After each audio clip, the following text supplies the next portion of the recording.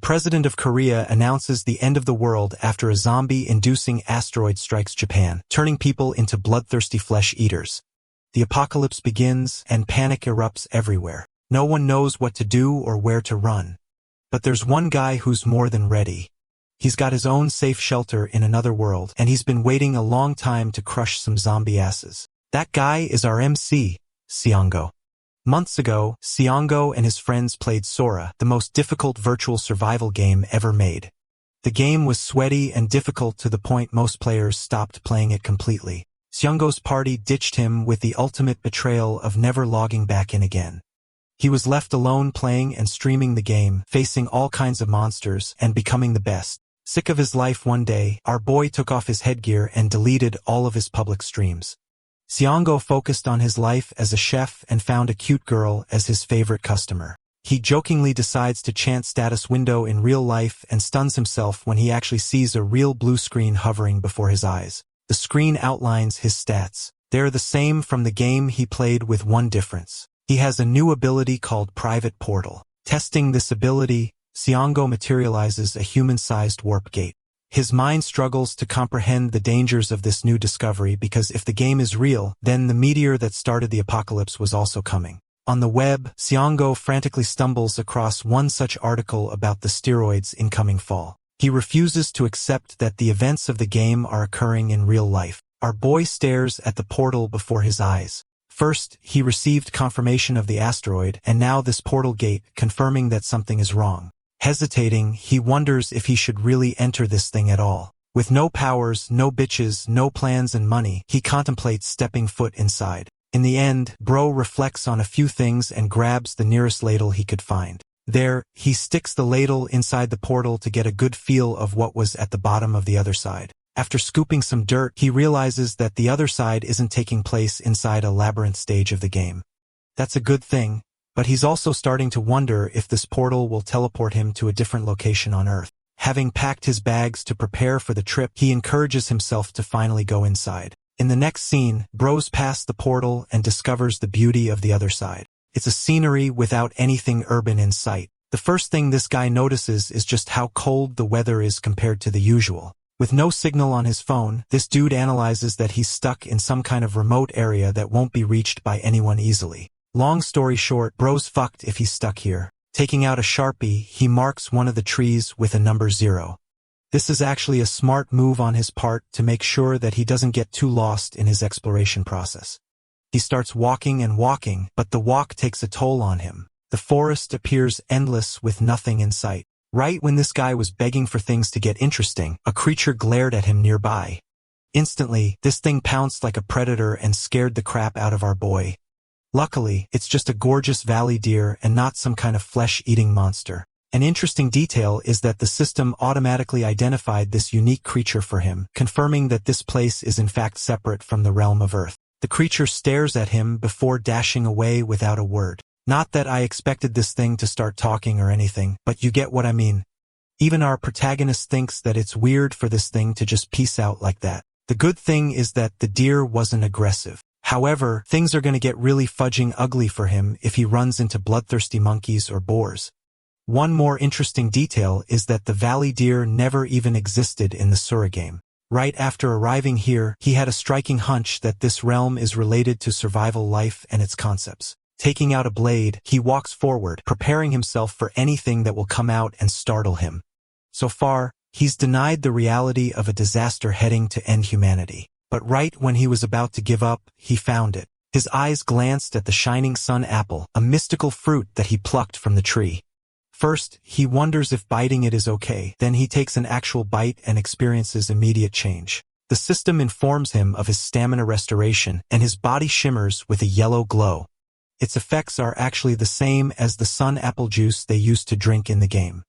With one more thing serving as pure confirmation, our boy is now convinced that something terrible is soon about to happen. Bro was also shitting next to goblin poop, which means he has to be careful. Seongo takes a worrisome sigh, trying to strengthen his morale. But despite his beliefs, he now knows that the end of the world is soon to come. After experiencing the portal gate's effects, he exited it and went back to his original world. Here, Seongo began brainstorming solutions. He wanted to be ready for the apocalypse to come. So the first thing he did was review all of the footage of the game and stored it in a personal hard drive. Conveniently, he actually streamed the game every time he played it so he could easily save that data, though he never even expected to use it like this one day. News of the asteroid's fall reached him. The Japanese destruction would begin in 32 days alongside the start of the apocalypse. Until then, he decided to prepare because the game was unfortunately full of the worst mechanics ever. The craziest and problematic of them all was something called iron death disease. This little phenomenon resulted in the corrosion and destruction of every piece of metal on Earth. Buildings ravaged to dust, and it aided the zombie swarm hours after it happened. With the obliteration of metal in modern-day society, humanity returned to the Stone Age. The iron death disease eventually subsided in the game, but the main problem was the fact that it literally lasts for an entire year. Even then, the incoming iron death disease didn't mean much to our boy, who had a safe solution to access his private portal thanks to his newly acquired trait. Of course, Siongo has a very strong assumption that the disease will be incapable of passing through the portal. Wrapping up his analysis, he chalked up all of the money he saved to buy premium tier equipment. Bro was about to enter a Call of Duty zombie apocalypse lobby in real time, so he got all the gear and supplies for survival. Checking the forums at night, Siongo found himself disappointed by the few people who abused their awakened abilities for a life of crime and enjoyment. Morning came around. He bought more supplies to aid his eventual mission. On the way back, Bro even bought a hunting bow for Shorty. While doing all of this, he faced a realization. Song-ho thought that maybe he was overthinking all of this. Maybe he was getting ahead of himself and acting hastily. Still, he thought he could earn all his savings back eventually even if he was wrong. With his morning errands completed, he returned home and put up a closing sign on his shop. Siongo was in the middle of his thoughts when he suddenly heard someone's voice. Tamuja Hin from Solo Leveling worriedly asks about the closed shop. He tells her that it's just for some remodeling work, which makes her wonder if he scored it big time and earned a lot of money. Siongo quickly exits the conversation by stating that he's got some work to do, but suddenly she stops him and tries to ask a question. The girl ends up flustered and doesn't actually state her request, turning back to leave. Siongo is curious about her question, and though he could have easily pushed her for an answer, he went back to his business. Inside, he vowed to take things seriously and work on stuff that actually mattered. Bro really said, "I'm gonna ignore baddies and lock in for real." He commands open the portal, reflecting on his actual game style. One could call him a playmaker or a planner, a guy who loves using strategies to overcome each stage.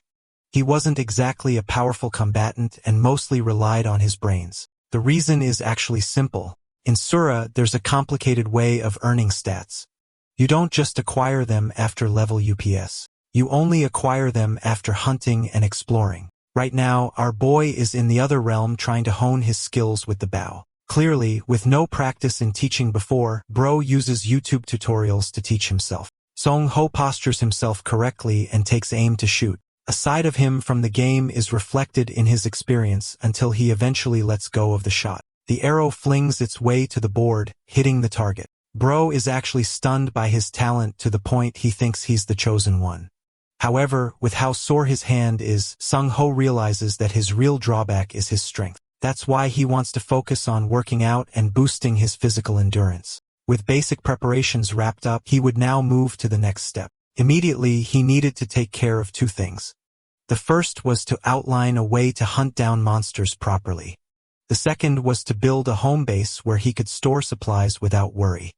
However, at the moment, he had no weapons and absolutely no supplies because they were in the process of delivery. Until then, he hunted golden apples and went crazy with his luck running into them. Having marked a few spots, he taught himself to prepare for the apocalypse to come. His early preparation is the same reason he survived in Sura for as long as he did. Looking around, Siongo runs into Goblin Waste. He'd been meaning to find it merely for a simple goal. The thing about goblins is that they love acting in groups. The fact that only one piece of shit was on the ground, and I mean that literally, tells him that there's one around here. Poop Inspector Promax interacts with the waste and judges that the goblin must be an outcast. Song knows this guy will be his golden ticket. He's got to hunt him down as best he can. By night, his search for the lone goblin continued. He heard wolves nearby, which signifies that he's closer to the valley, and then he spots the same goblin he was looking for. Song Ho hid behind a tree, but he could see that this thing looks identical to the creatures of the game. Now goblins are supposed to be the lowest grade of monsters. Their only weapons are spears and poisonous darts. They're best known for mutilating their opponents and torturing them. It's actually the very reason our boy chose a long-ranged weapon, a bow, for his first choice. From the looks of things, the goblin is old and in shit condition. It doesn't have any weapons, so Song instantly whips his bow. He knows that if he can maintain his calm, he'll kill this thing. Upon the release of the bow, the arrow shoots right through the goblin's arm, piercing its arm. Seongo aimed for its head, but he's happy with the result. Utilizing this advantage, he tries to take his second shot, but the goblin throws a stone so hard that his weapon is launched out of his hands. Seongo realizes that he's dealing with a mature and experienced goblin. Both of them prepare their blades for close quarters combat. The ultimate showdown between Sung Jin-woo and Beirut begins. Shit, wait, wrong story. Seongo loads his knife and tries to slash the goblin's side. The experienced goblin dodges and smacks our boy's kneecap pretty damn hard. Taking things to the ground, Seongo tackles the goblin, forcing it on its back.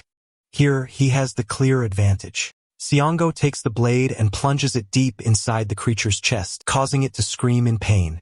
Eventually, the light from its eyes fades. The first kill has been successful, and Seong Ho acquires 2 points because of it. He can't even believe that he managed to do what he did. Scanning his environment, he finds guacamole powder and vegetable oil nearby.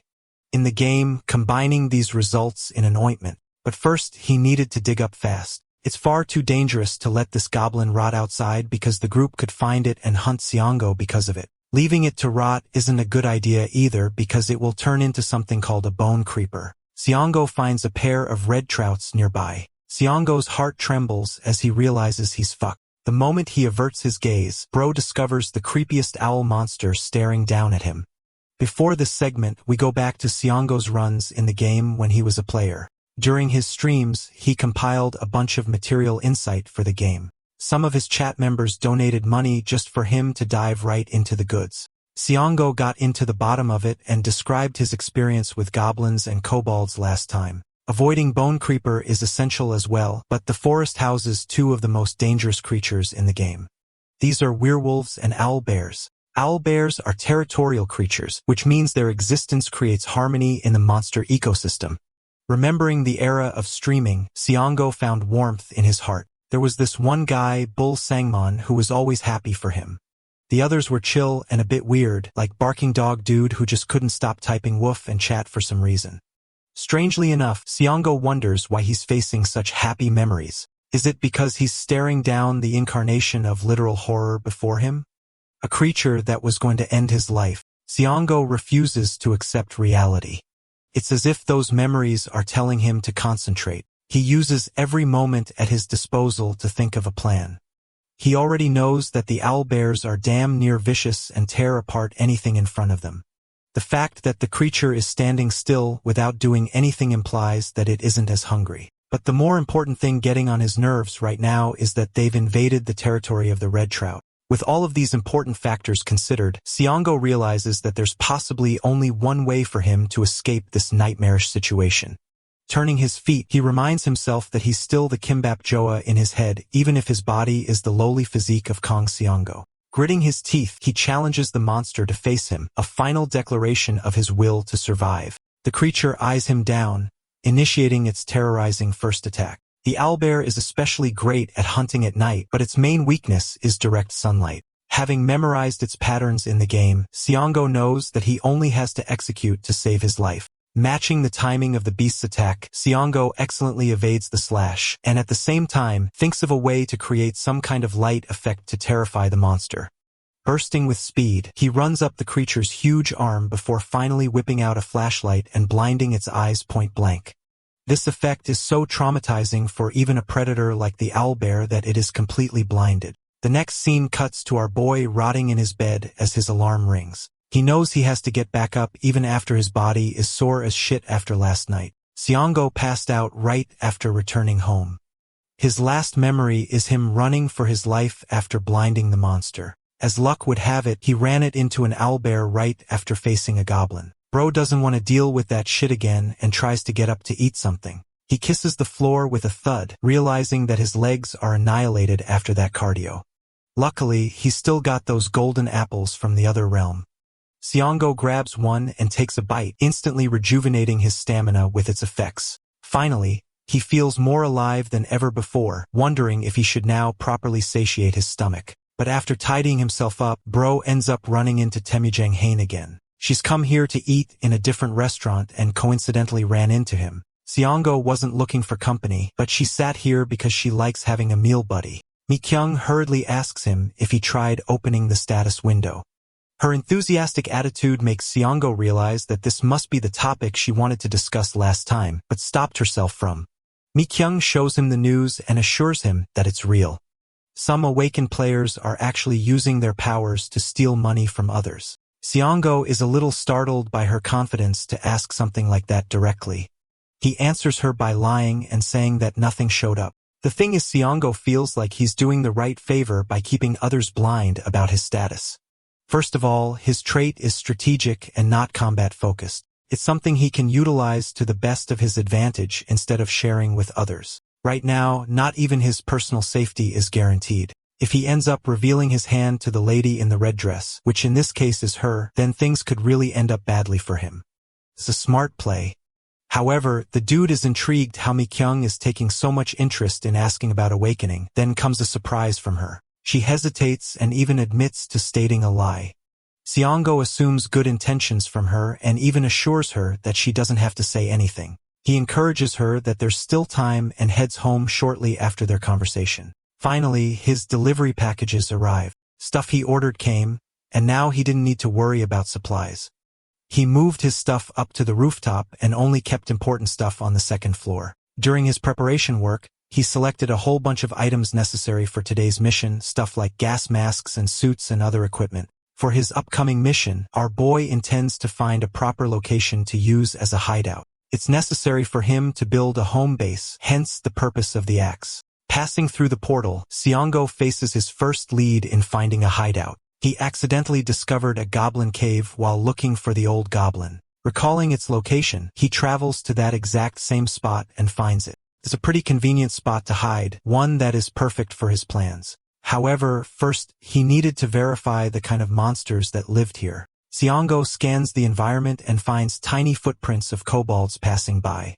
This is actually a discovery to celebrate because these guys aren't any trouble at all. Siongo had already come here with a plan against any low-level monsters to begin with, so he had nothing to worry about. The thing about kobolds is that they're nocturnal creatures. They're currently sleeping, so our boy's plan is to suffocate them inside. First, he gathers a bunch of firewood by cutting some branches. Afterwards, he places the collected group at the entrance. The next idea is to spill gasoline all over it. Siongo thought he was going to clear this mission with no trouble because all he had to do now was light up a fire, but then he shockingly heard their noise. They came out of their slumber and immediately locked eyes with their next meal.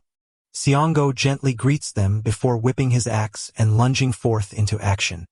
In a simple swing, he slashes both monsters around their necks, killing them immediately. The reason they went down so easily is because of the drowsiness from earlier. Thanks to these consecutive kills, the system awards him with an increase in level and 4 points.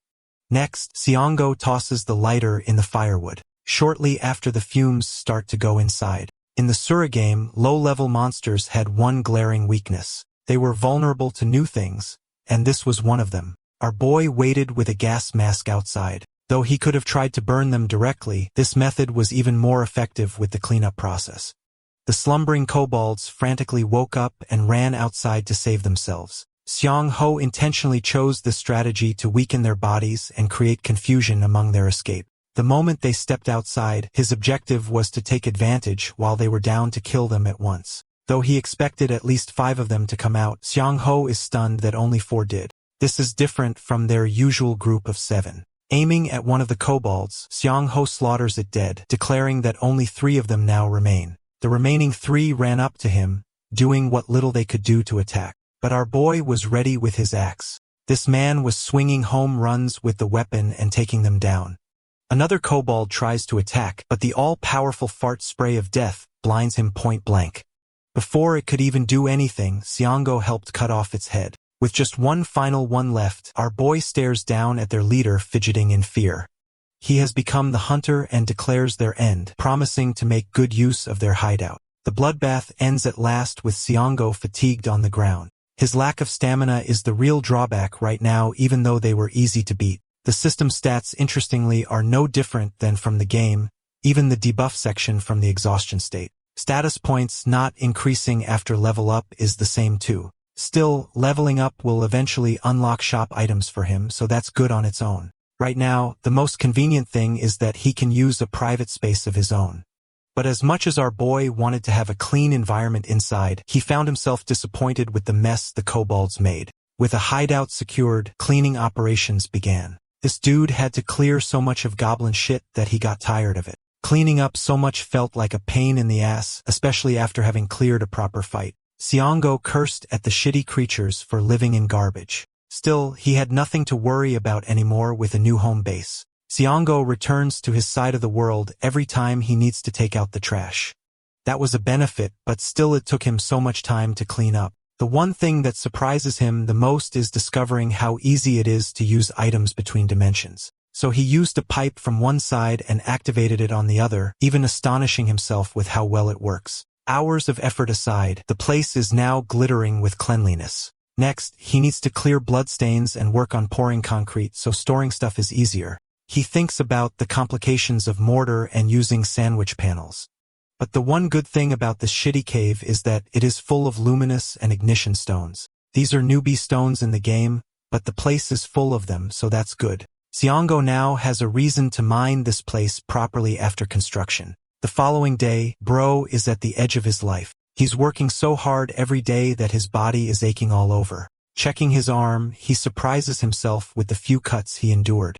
His collected items from the other realm rest on the table side. Siongo wonders if he should make an ointment using this as an opportunity. The method's pretty simple. In goes the guacamole powder and vegetable with equal ratio, then some stirring, and there we have it. A low-level ointment for basic healing. Thanks to our boy's background in cooking, the chef has an easier time making these. Just applying the ointment on his arm feels like a step in progress. However, Siongo is troubled with the realization that he might have to make it again and again. He contemplates the idea of raising his stats by focusing on fundamentals, but then again, he's risking his life so much that he could even die before the damn apocalypse arrives. Even though that would be funny as shit, Siongo doesn't want to take the risk and thinks of using a more convenient weapon like a gun. Suddenly, a thought clicks his head. There is definitely something he could use. Separated from the main storyline of the game, we have its background lore. But the big question is, will that background lore even apply to the incoming apocalypse? Utilizing that information, Siongo calls his thoughts, hoping for the backstory events to occur because they'll benefit him in unimaginable ways. With a new plan created, this guy goes up to the rooftop for the construction materials he ordered. Opening the portal gate, our boy starts tossing these bags to the other side one by one. After that, he went ahead to pick some other items, then went down to the first floor. Here, he was about to move a pile of packages when suddenly that same girl popped up again.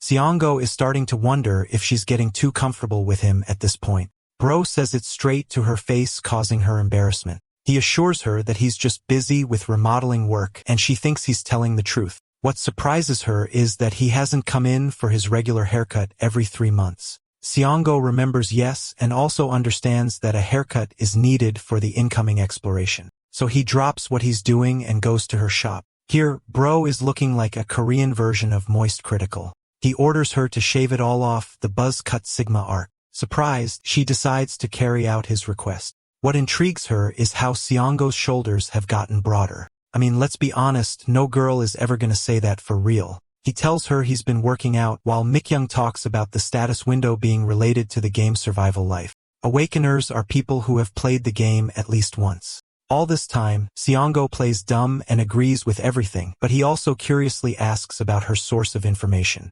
Suddenly, one tatted dude enters the shop, revealing that he's here for the new intel. Hilariously, this guy happens to have fought Siongo in the past, but only in a singing competition. Our boy is pissed that this clown happens to be her source of information. The blonde hair tells her that a certain someone deleted the streams and only keeps information for himself. It's an awkward moment because this guy even announces that he's trying to dox the player's real location. Seongo is really curious about this mystery person. In-hack name drops Kimbap Joa, which was Seongo's username.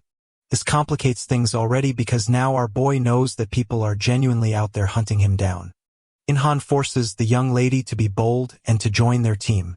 Seongo thinks the whole situation is stupid. The only reason he deleted the video is simply because he was disappointed. He never had any time to think about personal benefits. Anyway, this punk is a know-it-all wannabe who talks big game. He even curses at Seongo for ditching everyone without publicly posting information of his streams, not knowing that the very same guy he's currently hunting is sitting in front of him. Seongo wonders if the community's reaction is the same as well. This makes him wonder if he should really change course and share information. Bro personally gets up to personally confront In-hack, scolding him for ruining his haircut in the middle of a session. In-hack tries to play Mr. Tough Guy with our boy, but Shang-ho glares at the midget with murderous eyes, ordering him to get lost quickly unless he wants to be humiliated again. Intimidated, the punk exits the shop as the lady bids him farewell. Mi-kyung feels relieved. Seeing her in distress, our boy asks for her number only because he thinks this guy is genuinely a clown who could threaten her life. Back at home, our boy is looking like a model with his new look. First, he focused on his username and decided to look up information in the forum. What he found was alarming. The whole forum was flooded with curses and swears directed at him. He was receiving endless hate until he actually ended up finding the username of In-hack. The clown even used a nickname despite having full verification accessible on the website. His entire page was flooded with negative commentary about our boy, a true hater and redditor in spirit, body, and soul. Seongo switches off his computer knowing that it's the only appropriate reaction. He wasn't mentally affected, just disappointed. But then his brain felt a strange sense of calm as he commanded the portal. He spent the next 2 days refining his hideout, working on mining and construction. The pickaxe helped him, and then he spread the mortar with water, smoothing it evenly each day. With work finished, he comes out waiting for the mortar to dry. During this moment, he stares at the lonely moon. Suddenly, Seongo realized that he had to respond to this injustice and level of cruelty. He's not some kind of hero, and he's not looking for a grandiose purpose in life. His ultimate goal is ultimate survival. That's all that matters as long as he's winning. Making his resolution, he turns around and finds himself frightened. There's a bone creeper clanking up to him. Seongo was already pissed off, so he's finally found a target to focus his attention on. A loud explosion follows, engulfing everything in flames. The next time our boy wakes up, he's covered in scratches. He doesn't even know what the hell happened just now, but then he remembered the sight of the bone creeper. The one part boggling his mind is how he was able to survive from a point-blank explosion, but that's got an answer too. Right after he spotted the bone creeper, Seongo already knew the fucker was about to explode to bits, so he ran for it. But the detonation still caught up to him, knocking him with enough force to go unconscious and not die. However, that little move back there did cost him too. Seongo is full of pricks stabbed on his right side. Mustering what little strength he has, he calls the status window to help. The system stats have taken a decrease because of his current state. But thanks to the creature's destruction, he gets points for its defeat. A ringing headache is starting to take over, burdening Seongo's senses. Expending his final ounce of energy, he commands open the portal. In the next scene, the first thing he did was treat his wounds. This involves removing the bone fragments from the creature. Those were painful to remove, and it hurt him like hell removing them. The ointment worked out its wonders, helping him stop the bleeding. Checking his condition after bandaging it further, Seongo resultantly ended up unconscious. That was his limit for the day. The following morning, dawn breaks, our boy is back up. He thinks he's at the verge of dying any day now. His immediate worry is to check if his wounds are healed, so he pops open the status window. The system seems to be saying he's fine, so that's good. He gets up and ponders the question of how a damn bonehead even found him in the first place. First of all, the forest is seriously vast, so it's not unlikely for creatures to come out of hiding like that suddenly. This alarms him to focus more on honing his perception stat, which would boost his detection abilities. The only ways to increase such stats in the game is by using stat points, of course. These are acquired via hunting or exploration experience. One other way to boost stats is to use equipment or weapons that boost the user. The only problem? Sora fucking sucks as a game and its difficulty is off the charts. Even to obtain simple stat items, one has to take on dangerous monsters way higher than your own level. This means going up against hellish beasts just for a weapon. After defeating monsters, skills could also be unlocked. High-level monsters especially drop them based on certain conditions, except not every skill suited every player. So now Siongo wonders of a surefire way for him to acquire stat-boosting items. He decides to run the footage back to the background story he visited in the game. Such stories take place before the asteroids fall on Earth. This means that visiting such places could land you special items before the apocalypse even comes around. But that's just a theory, a game theory. Get it? Siongo knows that he's gotta fight stronger monsters too for that matter. He spends the next few hours just reading up on past information and learns about 3 important locations where the background stories took place. The Russian ship, the Hobgoblin, and one other, the Jiri Mountain Orc incident, the fastest of the bunch. According to the footage, the orc was discovered on the 26th, so he's gotta depart on the 25th to find it early. With his next mission in sight, our boy grabs his phone and realizes that Mick Young's calling him at a late hour. In the next scene, the two are at a cafe. She asks about his condition, questioning why he chose to wear a long-sleeve shirt in the hot summer. Bro has to hide his wounds and realizes that this woman is much more observant than she seems. She thinks that he's bothered by the incident at the shop, but Siongo denies anything like that. She's happy to hear, expressing how scared she felt. Siongo reminds her of just last winter where this guy caused trouble by using an illegally modified tow truck. Then he began fighting weak people. Long story short, he's a shitty human. Mi Kyung is stunned to hear this news, having no intel on this guy previously, but our boy begs her to stay away from him. Siongo then directly asks the reason she invited him out. The cute young lady crops up in his ear and reveals that she is actually awakened. Siongo has no idea why she even revealed such sensitive information. Playing along naturally, he acts jealous that he didn't get the same luck. She feels bad for lying to him, but he assures her that it's okay. Concluding their meeting, he gets up to leave. Song-ho is happy to be entrusted with that information and admits that he feels better because of her words. Before leaving, he leaves a little clue by stating his interest in the survival life game, having full intention of studying the game now. Coming back home, Siongo admits that he genuinely feels happy finding people like her with good character. He checks the stores and actually ends up purchasing cool-ass drones and even a rental car for navigation. Then he heads right to his bed to recover for the next day. The next day did come around. The moment dawn broke, he began making materials for hunting the orcs. In his home base, he crushed and refined ignition stones. They had to be handled precisely. Otherwise, they would flare up with an incorrect hit. Next, he set his sights on the luminous stone. Mining them blinds you with their light, but it's good, so he keeps on doing it. After grinding both, he creates powder from them. This completes his setup for the mission. Next, he pours sugar, gasoline, and organic solvents. The last ingredient is a hardening agent for the ignition stone to solidify. Thanks to his dimensional gate having flexible coordinates, he could easily set up a desk without difficulty. Before leaving, he wraps up all his luggage in his rental car, satisfied with his purchase. With the goods secured, Siongo drives his way to Jiri Mountain to kill the orcs. He arrives at the Yongsan-ri campground parking lot before 12 a.m., spending the remaining time during image training and keeping his equipment safe. When the clock hits 12 a.m., he starts with his full-scale search. 2 hours later, the rain has gotten worse, and the mist created by the rain makes it difficult to see ahead. He wonders where the orcs come out from the earth as he has already taken a look around the campground. He thinks that the precursor phenomenon doesn't occur in real life, but suddenly his thoughts are cut off by a loud roar. Panicking, he looks behind him where the sound came from. It is a dark, shadowy figure approaching him. Our boy realizes it's an orc and not an ordinary one. It's a red orc subspecies, which means a skill drop is guaranteed. Kong Song-ho tries to calm himself down while firing a cracker. If everything goes according to his planning, he can definitely capture it. The method he came up to deal with orcs is simple. The first step is to use the orc's aggression to draw its aggro. When the orc is distracted by the flare of the firecracker and begins to attack it with its axe, that is the moment to seize the opportunity. Aim at the orc and instantly open the portal and instantly grab and open a flashbang.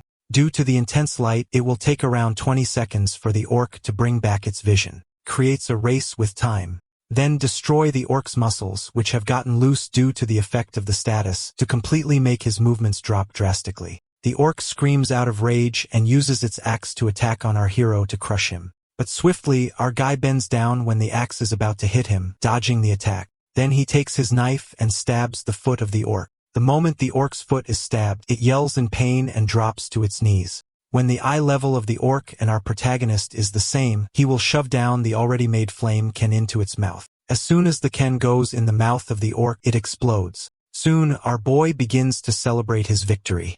Suddenly, the orc's fist lands a punch on our guy, sending him flying back. He gets up, knowing he shouldn't have let his guard down already. He looks at the orc stepping his way with his upper body lit on fire, but it doesn't look like it would survive. Our boy is sure that he's about to meet his end by getting minced by the orc soon. Right then, his system notifies him that his level has risen to level 3 and he just got 10 more points, getting the skill will to survive. He gets up saying to himself he's unable to handle this, wondering where the drop item is while some light shines on his wrist. He looks at his wrist and the drop item he gets is a watch perception. He sighs in relief because it would have been such a hassle to find the drop item in the rain. He steps near the dead orc, his head fuming, wondering what to do with it. He thinks to himself that the Yurisen orc incident was under an embargo. He then wonders if it's the right thing to do by realizing the information because the situation can get bad. Thinking about what Mi Kyung said to him about the awakened are the people who have played that game at least once, which just means one thing. There must be several thousand people who have awakened. Even if a small minority of them are guys like O and Hawk, they will cause the collapse of the system and laws for personal gain and cause chaos to erupt. Right now, the biggest problem is he can't leave the dead orc by itself or else it will become a bone creeper and begin to harm people by tomorrow. Suddenly, thought crosses his mind. Why didn't he think that he could become a zombie? Even if he's awakened, he could still potentially become a zombie if he got infected by the spores. He can't think of the right thing to do, being unable to make a decision. He opens the portal while he thinks about the few people who will have survived. It is certain that the will deserves an orderly end. Our boy begins to dig a hole in the ground so he can bury the orc he just killed. He gets exhausted soon and wonders how he is going to pull the orc inside. His newly found skill, Will to Survive, activates as it gets triggered by exhaustion into completing the task right away. The hero soon begins to finish his job quickly, having no choice but to work as fast as he possibly could. Then he throws the orc into its grave while being thankful of the skill. After that, he opens the portal and ends up in a moving car. The after effect takes time for his body to recover before he can go back to his regular activity. The next day, he wakes up wondering if the weather he's seeing is legit. According to the plan, he should have made a defense line already. He looks at his phone wondering if the remnants of the red orc are all gone. He plans to not start anything today. It's just not the right time for him and decides to take a look at the items that were sent in the early morning. Inside the box, there's all the weapons he needs, although he can only use it as an Indian war club. Still, a few items from the package are missing. He picks up a note which says that some of the items he ordered are illegal to have and they couldn't go through customs. As he's busy looking at the weapons he got, he hears another delivery van and loudly tells them to leave the stuff at his front door. The door gets knocked, making our guy wonder why the delivery guy didn't listen to him. He tries to repeat it and then opens the gate. It wasn't the delivery guy. It was Mi Kyung. She stands there explaining that they hadn't met in a long while and she wanted to discuss something with him.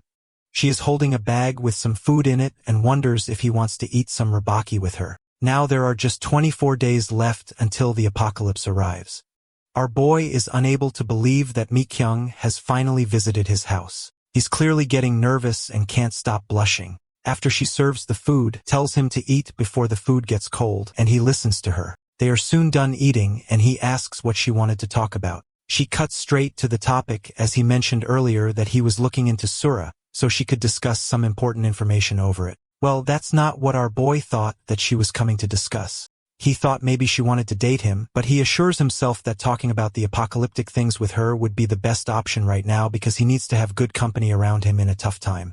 She quickly begins to take out the trash while our boy prepares for some more things. He got his computer out. He even revealed to her that he has awakened because finding it out some other way wouldn't be too great. He takes a start with explaining in detail the metal death plague, and roaming around with a group which has more than 6 people makes the group an easy target for the zombies. Catching the perception of it is important for survival, making it the most important skill among the rest of it. The goal of the game is to survive. As he's about to explain further, she stops him. She discusses what Owen Hawk said, Kimba Plover getting a lot of backlash, so why isn't he spilling out information? Our boy doesn't really have an answer to her question and asks her to take a guess. Her guess is everyone has a reason and the circumstances justify it. Then our boy tells her that he rejected his offer to join him, and she wonders why he would do that. He takes his phone out to show her the reason. It is a recording of them talking about kidnapping a girl, considering she is playing hard to get. Hearing all that talk makes him angry. He turns to Mi Kyung, informing her what's bound to be revealed when the apocalypse arrives, the true color of people. Our hero guides her not to trust anyone, but she startles him by suggesting to him that they should form a party together. Our guy clenches his fist because he couldn't just blurt out an answer. One of his goals includes reaching level 10 and unlocking the shot before the tutorial, which creates a problem. In Syola, there's a system where the rank of monsters that respawn changes according to the level. If she came along with him, she is bound to die in the worst possible death. He nervously laughs, wondering what she would do if he became a zombie. She assures she will be fine and uses her trait to teleport to his dining table. She flexes about her trait called Blink. She only has to dodge him if he ever bites her. He's surprised by her skill, but warns her not to just show anyone, but she says she trusts him. Brightly, she suggests that they will become a great team if they don't become zombies. A while later, he stands near trees while he thinks about how easy it was to make fences. The first step was hammering support posts into the ground to set them up. He then wrapped barbed wire around them and fixed them. After that, he installed infrared in a couple of places and his job's done. He looks at the work he did, praising himself and being sure that he should at least get 1 dexterity point for this. Seongo begins to walk back, completing the mortar work and creating a defense wall. He decides to start moving packages. He's done moving the boxes after a while. While he is measuring what to do next, suddenly he feels chilly and sneezes. He realizes that the other world will be cold, and soon he will have to take shelter here, so he needs to think of some countermeasures. Our hero looks at the cave entrance and decides to build a gate there since just a curtain won't suffice. With every step, his list of things to do keeps going longer. He later stops by a woodworking shop for production and buying different things. On his way back, he checked the places he will rob during the 5 hours before the metal death plague spreads. As he's making the list, he gets stopped by Hyung John Hyung, who he hasn't met in a long time. He is a gym director and a divorcee and has a small young daughter. Our boy reads his expressions, and they don't look too good. Hyung doesn't care much, but starts taking a look at his body, which has been looking like it's getting back in shape. Then our boy asks him what's up with him, to which he replies how obvious it is. He's upset because the world is going to end. The protagonist is surprised that he knows about it too, and Jung wonders if our protagonist believes in it. At first, Jung didn't believe it until his friend began to levitate using the superpower he was granted. The protagonist lies that he hasn't awakened, and the gym guy sighs sadly that he hasn't awakened too. Now his friend is going to the broadcasting station to make some money. The gym guy points at our boy to sit beside him, and our guy realizes that soon everyone will find out about the existence of the awakened. Hyung changes the topic to something bizarre that happened, the Uveito shootout. Song-ho couldn't believe what he heard as he didn't watch the news in the morning. He asked him to go watch the news, but the post gets taken down instantly. The media is now being controlled. Hyung explains the follow-up news, how they were trying to cover up the news by saying it was a deserter who did the shooting. Now the shootout area has been closed off for the public. Only the army and the police can visit it. Suddenly, our boy gets up, makes an excuse to leave, and begins to run away. Back at home, a shootout took place right after the orc incident. This entire thing makes him think that the government is in on it since their reaction made it obvious. He opens a file on his computer and clicks on a video. Our guy is surprised to see a lot of people knowing the exact time of the precursor phenomenon. He even got rid of the orc, but the shootout occurred at the same time. While overthinking, he wonders if someone leaked the information to the government early on and tries to initiate action starting with the first precursor phenomenon. And maybe they didn't come out at the front because they do not have an offensive trait. He's not sure who it is, but there's definitely someone behind the government. Song-ho wonders who that person could be. He researched it and he was left with 3 veteran players. After a lot of thought, he got rid of the creator. Since they are pulling this move of the game in the means of reality, the creators of the game are likely to be villains. If the villains were backed by the government, they would never let him kill the orc. He sketches out 3 faces which are the biggest suspects. He wonders if it is the survivor number 1. And if his theory is legit, he doesn't have to share this information with the government by himself. Our guy stretches back on his chair wondering if survivor number 1 is the guy he really knew. He misses his veteran friends and decides to trust them for now. Other than that, sharing info would still not stop the catastrophe that is coming ahead, so he will not step in yet. 2 days later, he gets his door made and his pantry is ready. The first shelter is done. He decides to install 2 logistic trays and then drill through the wall, but there is way less space than he imagined. The basement waterproofing has been done, and he has been working on it bit by bit. He walks away thinking that he will figure it out when it's done healing in phase 2. There is an important task that he needs to do, making maps with his drone. As he was doing that, with his VR set on and the drone in the air, he saw the shelter in the midpoint and started exploring around. By the drone, he was able to learn about the snowfields in the northwest and an ocean to the south. The ocean had no monsters and a lot of prey, so he decides to set up some traps to catch fish. He examined the valley to study the ecosystem around the shelter. Suddenly, he sees the spot where he buried the owlbear, but the corpse is missing. He wonders if the big furball ate it. He doesn't form a judgment because there are many footsteps near it, most of them being orc footsteps, which makes it even more suspicious. He measures a distance between the valley and the shelter, which is roughly 1.5 kilometers, making the shelter more dangerous than he assumed. Knowing that the goblins are nearby, he decides to bring back the drone to the shelter because he cannot afford losing it. He is able to sketch out a good map and knows what kind of animals are found in the forest. The next thing he has to do is to check all those areas by himself. Starting with the closest swamp, he wants to see if farming is possible. Suddenly, the infrared goes off and he steps outside knowing that those were goblins around with their footsteps imprinted on the ground. Our boy was already thinking about it, so it creates a perfect opportunity for him. He wonders if this is because of his perception status that has recently increased. Even the smallest sound was super clear to him. After a while, he was able to spot some goblins without showing himself. It created the perfect ambush angle for him, and he pulls out his spear and arrow and launches an attack towards the goblin head. The goblin falls dead, and our boy gets supported by the other goblins, and they begin to run towards him to attack him. But he swiftly gets rid of them as if they were easy to kill. He kills 4 of them and then goes to attack the remaining 4. Our boy gets surrounded by them, but he pulls something out of his pocket, which instantly makes the goblins drop on their knees. As they are on their knees, our protagonist takes his knife and chops their heads off. He took an advantage of goblins' exhaustion into winning this battle that even he couldn't believe that it worked. Now the days that are left till the apocalypse arrives are 21. While digging the ground, our boy feels tired and suddenly his trait gets triggered and his body is again full of efficiency. He realizes that his skill is not completely useless after all. After a while, he is done burying the corpses of the goblins, then he turns towards the loot he collected. He first collects the guaca fruit, which helps majorly and restores the strength. There is a ton of vegetable oil in the loot, which makes him think that maybe there is a harvest nearby. He looks in the pouch of the head goblin, and he is surprised to find a living toad inside of it. That toad is blue in color, making our boy wonder why would they carry a live toad instead of a dead one. Suddenly, the toad starts to smell, and soon enough, our boy realizes that it was a paralysis poison used by the goblins. Instantly, our boy decides that he has to raise this toad no matter what. Not only does he find the toad super cute, but being able to extract poison, he will be able to create a poison resistance by injecting it into his body. With the paralysis poison, hunting will become easier too. Then our boy decides a name for the toad, Jodok, aiming to feed Jodok a lot. His system begins to notify him about the toad now being his property. He wonders if this is like a hidden gimmick added in reality.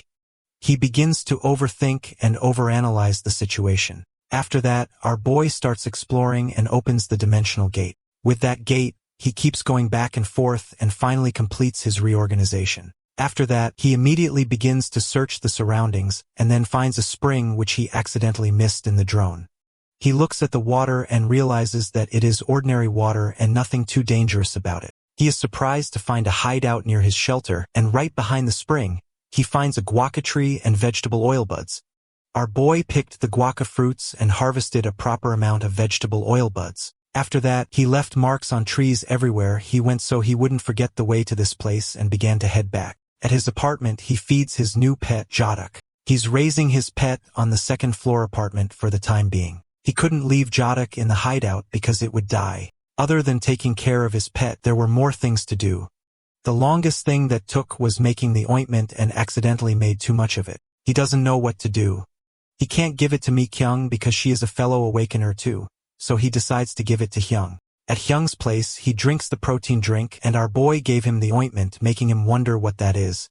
Our guy explains that he bought too much of it and it's supposed to be good for wounds. Hyung jokingly asks if he's getting into marketing and our hero denies. Still, Hyung is grateful to him for the ointment and for sending him Sura-related information. But our boy thanks him for telling him about the shooting incident. Then Seongo observes the gym being way too quiet, to which his friend explains that everyone went to make plans after the broadcasting guy spread the information he knew about. So now they are deciding to make a base here. Our hero warns him that having too many people is a sign of danger, but Hyung just doesn't want to abandon his members. He's too loyal to them. Then Hyung wonders what Sung-ho plans to do, and he just brushes it off. Suddenly, they hear a scream, and Sung-ho finds it familiar. He looks down at the building, and he sees Mi-kyung on the ground. Both of them rush to her, wondering what happened. She explains that she was attacked but couldn't see who attacked her. Hyung instantly goes to check outside the building and the entire area despite our boy trying to stop him from going out for the moment. Meanwhile, our boy sticks with Mi-kyung, and she elaborates that everything went dark in front of her eyes and she couldn't process what happened. Hearing that, a chill runs down the spine of our hero realizing what's happening, and he urges her to instantly use her ability blink whenever something like that happens because they have started moving. He also assures that he will send her a self-defense kit soon and urges her to be really careful from now on. Only 20 days left until the apocalypse approaches. There is a famous meme from the past. If 5 people gather, one of them is bound to be useless. Trollers exist everywhere in the world, especially in Sura. In Sura, there exist patches for interference. The developers answer the reports, do not catch the trollers. In Sura, trollers join a team, acting like normal players, but afterward lure the party into an area filled with monsters, making the entire team wipe out. They approach beginners with kindness, only to kill them later and steal their belongings. Trollers have done all kinds of things to make parties fight each other. They made the game, which was already not famous, fall in just 1 year. Some users dropped to 4 because Seongo's team took care of the remaining trollers. Our boy wonders why he is explaining all this, then summarizes everything he has found so far. The Awakener communities combined after the Weedo shootout. They are not only giving information, but also plotting schemes. He pauses mid-sentence as he finds out people are selling his videos as well. As our protagonist surfs more on the site, he learns that his teammate, Dwaju Sam, was a troller. He gets stunned to see the thumbnail of Dwaju Sam's video stating about being carried by Kim Bap Jeo. Now Seongo wonders if that troller is trying to lure people with some edited video. Surprisingly, he claps for Dwaju Sam as Dwaju Sam is praised for his thinking. He stretches as he decides to train more in order to tackle those kinds of people. For the next 13 days, whenever he got time, our hero constantly learned weapon usage and techniques that can be used in real combat from a survival MeTube channel online.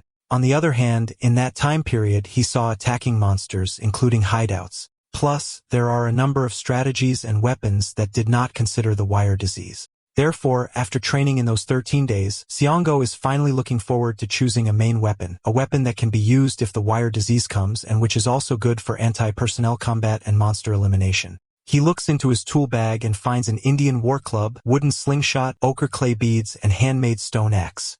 However, not a single one fits with his conditions. Then at first, our protagonist decides to try the slingshot. It has high utility in many ways. However, the ochre clay beads are ambiguous as their power is weak. Next, he decides to use the Indian war club. He reflects that once the wire disease was taken as a given, there was no need to worry. The easiest way to eliminate a zombie is to destroy the spores living inside the skull with a blunt weapon. He recalls that the first weapon he decides to buy after reaching level 10 is a blunt weapon type item, ebonywood club, and that's why it was essential for him to raise his proficiency. But now our boy wonders if the Indian war club is good against people as well. He believes it is ambiguous because it will be difficult for him to handle a psychic awakener with this. He knows that, in survival life, killing a human gives 50 points. The murderer system, which required death matches with the nearby players if registered as a murderer, prevented the abuse of player killing. although there will be a high number of people who will eliminate users for the sake of more points, even being suffered by demerits. Meanwhile, he completely destroys the dummy with his Indian war club. He decides to avoid those kinds of players until he finishes item and skill farming. After training hard, our hero wipes his sweat from his place while planning to dismantle the store completely, but he stops mid-sentence as he hears a wolf sound coming from nearby. He gets shocked, wondering if one has gotten injured near the hideout. Later, Song-ho finds the wolf, which is bigger than normal size. Our boy can even ride on it. The system reveals its name, Grey Wolf, but as he observes it closely, he notices it is not breathing. He wonders if this is a stray wolf or one that came near his hideout after being attacked. To find more information, our protagonist starts checking its injuries. However, out of nowhere, a young little wolf hits him on his back. Young-ho learns the dead wolf is actually the mother of this little wolf, which stands between him and its mother, so it can protect its mother. He gets confused because he can't use force to separate that little wolf from its mother. He grabs a shovel as our hero decides to bury the dead wolf quickly. As he starts digging a hole, he thinks if that wolf was a monster, then it will turn into a bone creeper. And if not, then it will attract more monsters. After some time, the hole is completely dug while the younger wolf is sleeping beside its mother, reminding our boy of his younger self and Meng-chi, the dog he raised in his childhood. Next, he grabs the little wolf, explaining that its mother will be sleeping here. He adds that it can visit its mom whenever it wants as he plans to make a dog hole in the hideout door. Then Song-ho gives the wolf a piece of meat, promising to make sure it will never starve until it grows up. He asks its help in return with its amazing sense of smell. When he asks if it agrees, the small wolf happily answers by making a soft sound. Then our protagonist gives it a name, Dingo, as he pats its head. The system window pops up notifying that he has succeeded in communication with the Grey Wolf, and this Grey Wolf, Dingo, will be considered his property. With that, there are 19 days remaining until the apocalypse arrives. Seongo is busy training Dingo. He instructs it to repeat the actions he just taught. When our boy calls for a paw, Dingo places it on his owner's hand. Then the wolf runs as instructed, sits, lies down, and stays quiet, following every command our hero gives. Lastly, he throws a big piece of bone into the air, and Dingo successfully catches it with a leap. Our protagonist feels satisfied as he notes how quickly it learns, likely because it is from another world. He reflects on its excellent scent tracking skills and, in his mind, considers Dingo a bundle of luck and a blessing. He cares for his adorable companion with a kiss and starts to say something, but his phone rings. As Song-ho picks up the phone, he sees a message from Hyung, who suggests searching levitation on the web. Later, our hero finds an article about a person being called the first superhuman, someone who claims zombies and monsters will soon appear and bring disaster. That article has reached rank 1. In the comments, people are skeptical, believing the broadcast channel did this only for ratings. He notes there are many who know nothing about eras, but the Awakeners are clearly alarmed in the comments section. He finds it amusing how some get upset when little information is shared, and others get angry when what they know becomes widespread. Next, our protagonist wonders how the government will react. He is aware of people holding rallies about shock and superpowers, but snaps out of it, deciding not to get involved with such matters. Though he implies the government will eventually act once the second omen, the Hobgoblin event, occurs, Song-ho decides not to waste a moment. He tells Dingo that from today, they will begin exploration. Deep down, our boy knows thorough preparation is the only solution, and Dingo seems eager for it. Later, they enter the portal world, and Song-ho reflects on why he chose interdimensional exploration with Dingo. He lets Dingo sniff a small pouch and orders it to find it. The first reason for this type of exploration is to prepare for the upcoming Hobgoblin event, as he needs Dingo to properly imprint the scent of goblins. Meanwhile, Dingo barks, having found the flesh in the bushes, and our hero feels proud that it tracked it down from just a lingering scent. The second reason is to test if Dingo can stay calm in live combat and follow commands. So he signals, and the wolf immediately dashes forward. With great precision, Dingo hunts a rabbit on the grass, and our protagonist praises it. The third reason for exploration is to confirm if hunting is possible in the other world. Song-ho approaches Dingo to inspect its prey, observing the dead rabbit and noting its strong claws and large size. Afterwards, our boy and his little wolf continue exploring. Moving ahead, he wonders what Dingo's cognition would look like as stats. He decides to head toward the valley to verify it himself. Then a system window appears, notifying him that Dingo's health has increased by 1. Remembering his own health stat as Kimbafo was 170, our hero is impressed by how fast Dingo is growing. Suddenly, Dingo begins to cough, and our protagonist rushes over to offer water. He reminds his partner not to go alone into the woods. Dingo drinks, while our boy spots a large green pepper nearby and wonders if it ate that. The system reveals it is called bull pepper. Song Ho is pleased to find it in the woods and praises Dingo, promising plenty of treats later. He digs to harvest the bull pepper. Next, they set out for their final hunt. Both of them sit on rocks at the edge of a stream.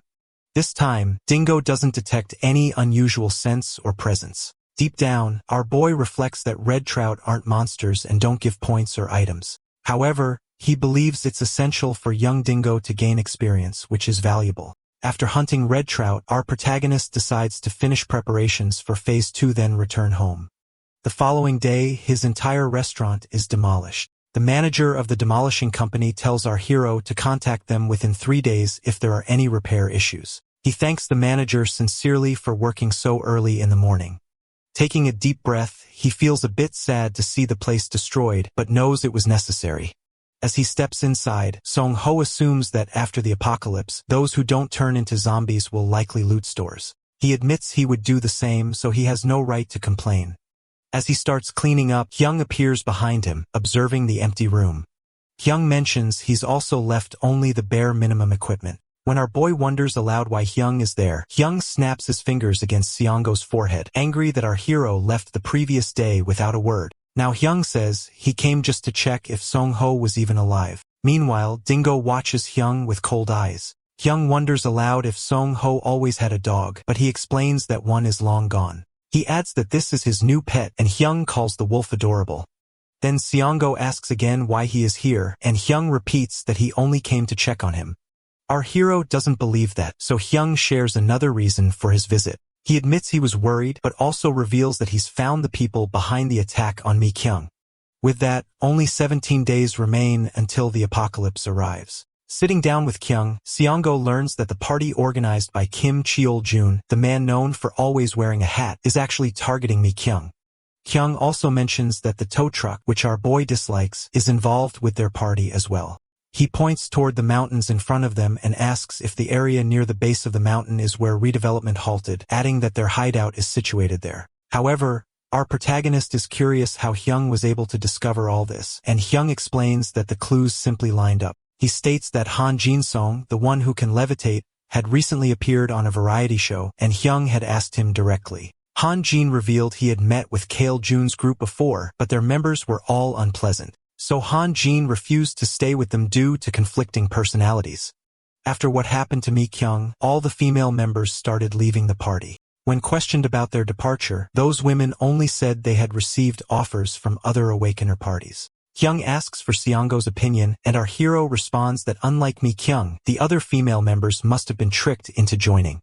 Hyung then suddenly reveals that their party is now down to 4 members, including himself. This revelation stuns our boy, who remembers there were 20 members just days before. Hyung does not elaborate, but he knows that now their party has only 2 Awakeners. Song Ho struggles to process this, recalling that they had done favors for those members who still decided to leave. Yet Hyung remains composed, telling our protagonist that this is simply how things are. Those people were just looking after themselves. More than this, Hyung says he is worried about little Ji-eun debating whether or not to contact his ex-wife. Our boy keeps a straight face, knowing their situations are not the same, and he wants to know if his own thinking is correct. He wants to ask Jung something that has been on his mind. Our protagonist wonders, if the apocalypse really comes and people start threatening Jung, what would he do? Before he can finish, Jung cuts him off, insisting he would not hesitate to kill them. Jung says he has a principle against hurting others, but in a disaster without law, there would be no other choice. He believes that in such times, there is no space for evil to survive. Then Hyung curiously asks why Seongo would bring up such a question, noting that it does not seem like him. Our boy does not provide a real answer, and right then, someone yells for help. The sound comes from our hero's cell phone. Hyung wonders if it is the sound of a lost child, but Seongo checks the map and asks Hyung to look after Dingo for a while. Elsewhere, Mi-kyung is surrounded by bad guys and appears to have sent a distress signal. The enforcer tow truck on Hawk mockingly asks Mi-kyung why she is causing such a scene, demanding she come down.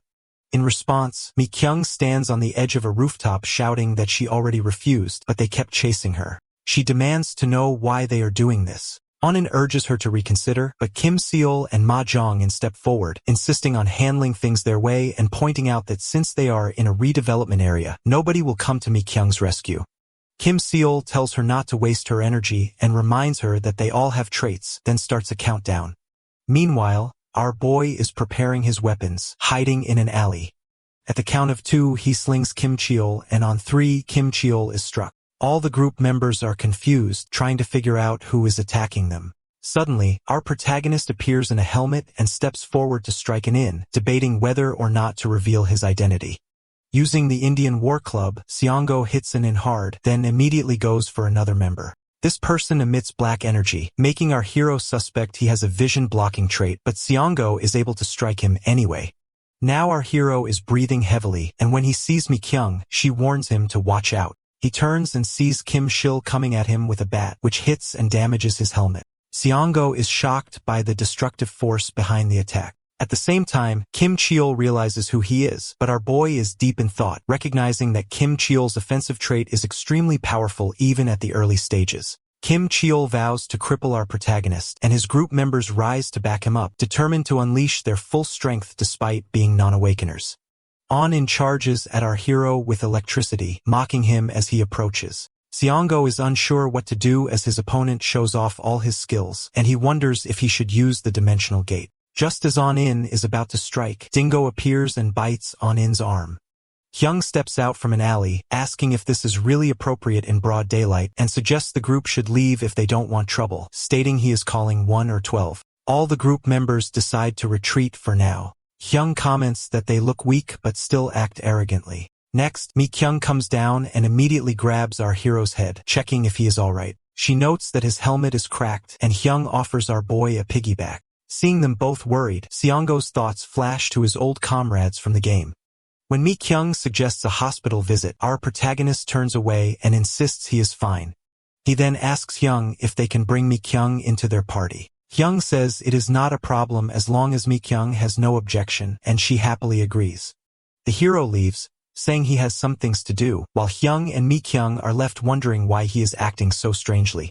After returning home, our hero concentrates on controlling his emotions and planning for the second stage of his preparations. His abrupt departure was unavoidable, and seeing Hyung and Mi-kyung together made him feel like he could trust them with the secret of his abilities. But the decision was already made. To make the most of the dimensional gate, our boy must level up quickly and focus on gaining skills and farming. The phrase "crush them with item power" echoes more strongly after fighting the mountain gang. He realizes that if he prepares for the apocalypse as planned, there will be a 3-level gap or more, causing monsters that respawn near him to be stronger and making it harder to team up with his 2 companions. He keeps working until he finishes installing a wood-burning stove in his hideout, knowing this will help him sleep well at night. Dingo enjoys the stove too, sleeping soundly next to it. Now our protagonist has just a few more things to install when they arrive, and his initial hideout setup will be nearly complete. Determined, he decides to pull an all-nighter. With that, there are 16 days left until the apocalypse arrives. A news anchor updates viewers on the asteroid observed earlier. According to the report, the HSA has announced that Yunjabi has entered the midpoint of the solar system. HSA is closely monitoring its trajectory, but the meteorite was split by Jupiter's gravity. In response, the head of the Meteorite Observation Department, Thomas Chandler, informs the public that the 2 fragments, Yunjabi Alpha and Beta, have no chance of approaching Earth. However, Song-ho remembers that on D5, just 5 days before the apocalypse, Yunjabi Beta was the first to fall. It landed near a Russian ship in the ocean, and the resulting tsunami swept the ship ashore at Gamcheon Port, which is how zombies first appeared in Korea. The news anchor continues, reporting on the Wedo shooting incident. President Jang Won-taek has not left his residence for a week, prompting opposition party leaders to issue a joint statement declaring their agreement to hold a hearing. Some people are now saying this is connected to the rumors about awakeners and the impending disaster. Listening to this, our boy admits to himself that it really is the end of the world. He thinks it's a good thing that the media is finally showing interest in these matters and concludes that it will be more difficult for awakeners to commit crimes now. Next, he decides to check the community's reaction on his laptop. As our protagonist scrolls through the comment section, he sees that people have shared strong opinions about the situation. By coincidence, he spots a comment from My Dream and wonders if this person has been active all along. My Dream was a player known for being friendly to beginners, and Seongo's group had played with him a few times. My Dream's ambition was to build a bunker, and if our hero didn't have a portal, he might have been tempted to join. He decides not to enter any contract unless his veteran friends join My Dream, but he bookmarks My Dream's comment for later reference. After closing his laptop, our protagonist looks forward to building his second shelter. The next day, Seongo stands in front of his hideout and realizes possible to pull 2 all-nighters in a row. He feels exhausted, but seeing his completed exterior gives him energy. It's time to figure out how to use the electricity generated by solar panels. Simply put, there are several wiring steps to make the electricity compatible with his electronic devices. Luckily, when our boy puts his phone on charge, it works. He raises his arms in delight, announcing that he has now built the foundation for survival in this world. For the first time in a while, he feels a rush of dopamine. Yesterday, he also collected luminous and ignition stones, and after further digging, he found a mineral harder and sharper than obsidian called emeries. Although it's currently useless, he still considers it better than nothing. He decides to install LED lights later. But before sleeping, he needs to organize the food supplies in the basement. Suddenly, a loud noise from Dingo grabs his attention. Rushing outside, Song-ho finds Dingo facing off against maned wolves, a type of monster he recognizes from Sora. He wonders why these creatures, which usually live in high-altitude areas, are here. Observing Dingo's anger, our hero suspects these might be the wolves that killed Dingo's mother. He tries to calm Dingo, but deep down, he knows he can't defeat all the wolves at this moment. If he moves to fetch a better weapon, he risks exposing his back and being attacked, which could be fatal. Therefore, our protagonist decides to focus on making the alpha wolf leave, knowing the rest will likely follow. He observes the wolves' super cautious behavior and notices they only move when the alpha acts first. Next, he considers whether they can coordinate an attack. He also notes that these wolves are extremely sensitive to scents. Fortunately, Seongo has pepper spray with him. If he can spray it on the alpha, he'll be able to drive it away from the shelter. Sweat trickles down his face as he considers the risk of being attacked before he can act. He wonders if there's a way to distract it and strike with the spray. Suddenly, an idea comes to mind, and he believes it is logically possible. Determined to defend the hideout he built with his own hands, our boy braces himself. He instantly throws a knife at the alpha, but it dodges. The alpha then leaps at our hero, but when it gets close, Song-ho opens the portal and seizing the chance, sprays the animal. The alpha loses composure, and then our protagonist drives his knife into its eye. With that, the wolf pack retreats. Our hero sits down, having narrowly escaped death. Dingo comes over to care for him, and Seongo pats Dingo's head in appreciation. He promises Dingo that he'll avenge its mother in the future. With that, only 15 days remain until the apocalypse arrives. Alright, that's the end of the story. Thanks for watching. See you in the next one.